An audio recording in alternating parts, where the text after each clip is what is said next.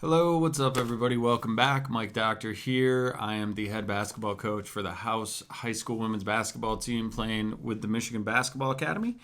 And we are reading Pound the Stone, which is our yearly book this year. Last year, we read Chop Wood, Carry Water. So if you're brand new to this and you've never watched any of these before, all the chapters to this book are on YouTube, on the playlist, Pound the Stone. But I'd recommend you go back and read Chop Wood, Carry Water first, because this book builds on those ideas. So we are at chapter 38. We're going to read chapter 38 and 39 with some thoughts, and then we will see you next time. So chapter 38, you can't cheat the person in the mirror. Russ had helped ease Jason's mind, but he still had trouble keeping his optimism up. Anytime he stopped thinking about Trey being with Kaya, it seemed to derail his mood. The rhythm he had enjoyed in sales the past few weeks fell off entirely. That piled up frustration on top of his already bad mood. And it became a vicious cycle of negativity. He began to second guess his choice about how he was spending the summer and found himself scrolling through all the social media feeds of some of his teammates, watching as they played through their AAU schedule traveling around the state. The broken down asphalt court that he visited every night to pound the stone along started looking worse and worse in comparison. Even his customers seemed colder, ruder, and more impatient. He could read their reactions the moment they decided not to buy a book, and the moment was happening faster and faster. Each day was a new battle, and Jason didn't have to look at the numbers to know that he was way behind. After dinner one night, he was helping Jan clean up the dishes. I'm trying not to put blame where it doesn't belong, but honestly, it's so hard selling to people who are so rude and so selfish that sometimes they don't even let me talk. Jan nodded, understanding. Then she asked him, Jason, remember what I asked you a year ago? I asked if you would buy a book from you right now. Yeah, I remember that. Jan pointed to the mirror hanging above the sink. Well, take a look, would you? Jason felt dumb for doing it, but he cleaned off his hands and walked over to the mirror. He looked himself in the eye. At first, he noticed nothing different. Yeah, I guess I would. Are you sure? Sell yourself a book right now without speaking. Jason felt even sillier, but he did as she asked, acting like he was selling a book to someone on the other side of the mirror. As he did, he noticed something. The guy in the mirror looking back at him looked angry. He stopped and adjusted, trying to put on a charming smile, but still, there was something really off about it. He was clearly faking it. Now, answer it again. Would you buy a book from you right now? Jason's fake smile disappeared and he admitted, no, ma'am. Have you ever heard of mirror neurons, Jason? He shook his head. Mirror neurons are our brain's mechanism for creating empathy. They fire when we see something we recognize in another person. If we see someone else stub their toe or hit their head on something, we wince or cringe because our mirror neurons recognize that same feeling from our own experience. This intricate and amazing system in our brains explains something that I've found fascinating. The fact is, we tend to see in other people what we most dislike in ourselves. And no one likes seeing their own problems start staring them in the face like that. The hard truth is that so often, what we see in others says a lot more about us than it does about them. So when you knock on someone's door, try to sell them a book, what you're seeing in them isn't their rudeness or coldness or impatience, Jason. It's yours. We project our fears, insecurities, and anger onto them.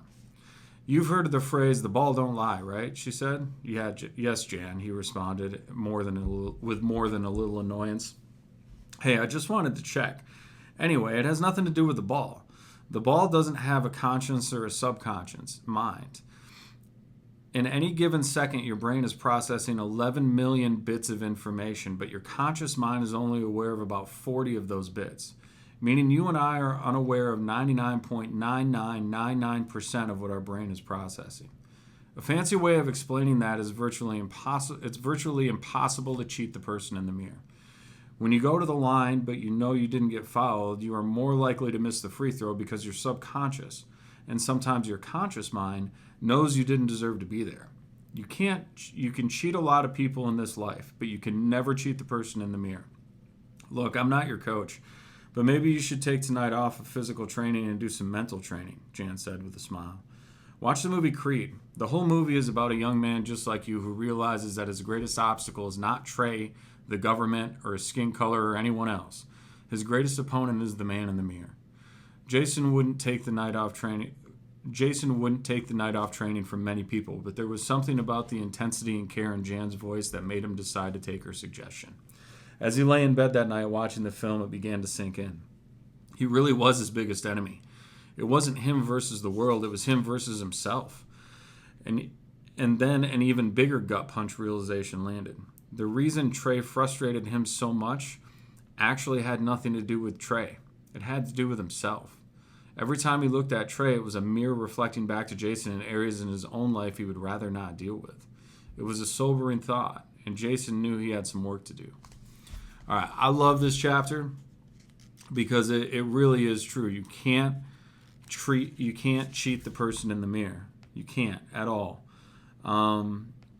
It's interesting when we think about how our brains actually respond and act and react in different situations. And the fact that we are unaware of around 99.9999% of what our brain is processing is absolutely insane.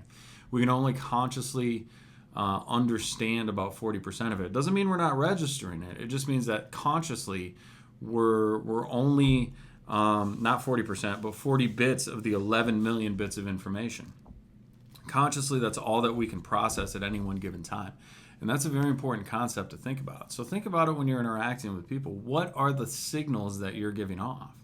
What are the things that you're giving off to your teammates, to your teachers, to your friends, to your parents, to the people you care about when you're interacting with them that may communicate more than what you actually say? What are the facial expressions? What's the body language? What does all that say?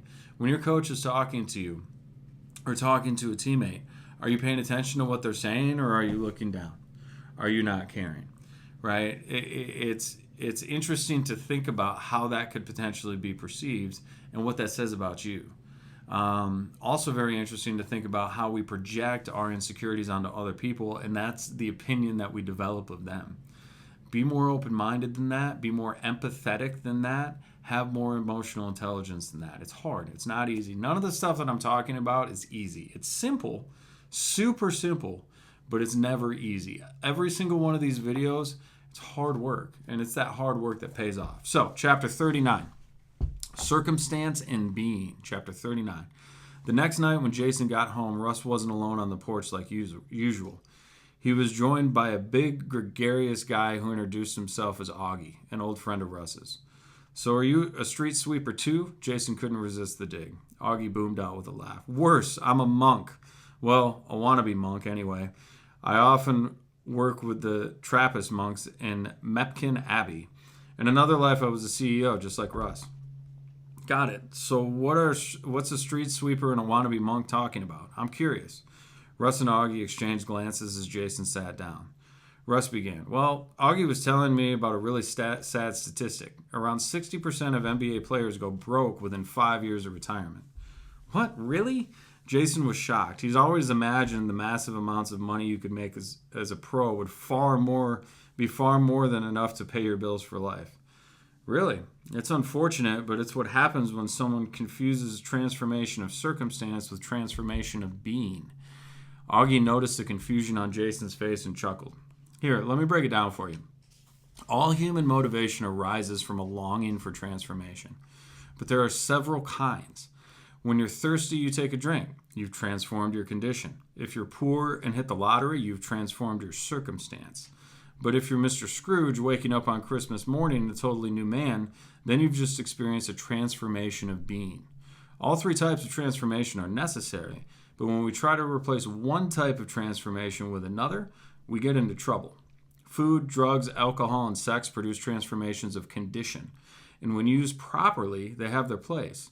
It's only when we mistakenly use them as a substitute for transformation of being that things go terribly awry. The rush of drugs may feel like self-transcendence, but as every addict ultimately finds out, it's merely the gateway to hell. So much of the emptiness that we feel individually and collectively is the result of trying to substitute a transformation of condition and or circumstance for the transformation of being that we really want. All right. That was a short chapter, but it was insanely deep. So we'll talk about it for a couple of minutes, and then I'll let you all go. In life, we run into tremendous amounts of circumstance. We run into tremendous amounts of struggle. And oftentimes we try to solve those things outwardly, with an outward type of situation, outward results, outward whatever. And those transformations and changes are temporary. When we're frustrated or stressed after a long day, maybe the habit or what we've seen our parents do or what we know that our friends do is, and it doesn't matter how old you are, you're in high school now, you have access to all this stuff at some point. You go home, you drink a beer, you smoke a joint, whatever else that situation is. I have done those things. I have fallen into the habit of doing those things to try to ease the pain, to try to self-medicate, to use those things as an anesthetic for the things that I wasn't happy about in my life. And it wasn't until I completely stopped doing those things and transformed my life in a way that was considerably more authentic that I really sort of found the peace and understanding that I was looking for when difficult and negative things happen. Do I still get frustrated? Yes. Do I still feel bad? Yes. Is it still hard to get through these things? Yes. But what I do know is that going down a path of false medication to attempt to solve these problems does not help. None of these things help. It's a change of circumstance, or it's a change of being, so to speak, or not, but it's everything but a change of being. It is not a change of being. A change of being only happens when you change inwardly about how you choose to perceive the world and how you choose to behave. We cannot change the things that happen to us. We cannot prevent the things that happen to us. We can prepare for how we're going to deal with it, just like the sailor who slept through the storms. We can put ourselves in the best possible position to win, but there are always things that potentially happen. And guess what? There's something called the law of large numbers. The law of large numbers means that the more often you put yourself in a specific circumstance, the bigger of a chance you have of something, of that 1% thing that could never go wrong, goes wrong. If you do something one time and there's a 1% chance that something's going to go wrong, you really don't have a lot to worry about, because there's a 99% chance that doing it that one time you'll get it right. But if you do something 100 times and there's a 1% chance that something's going to go wrong, one of those times something's going to go wrong. And how you prepare for it and how you understand it and how you choose to work through that is what's going to make all the difference. So I would encourage you, find what really matters. Find a group of good people who you can count on. Find a group of good mentors, people who love you for you, not for the results that you produce, not for the things that you can do for them, but people who love you selflessly. Those are the people you want to be around. And I would encourage you, regardless if people love you selflessly or not, to extend that love to them, because everybody's going through something and fighting a battle that we know nothing about. So hopefully those were some good chapters for you all. Thank you all for listening. We'll see you next time. Bye now.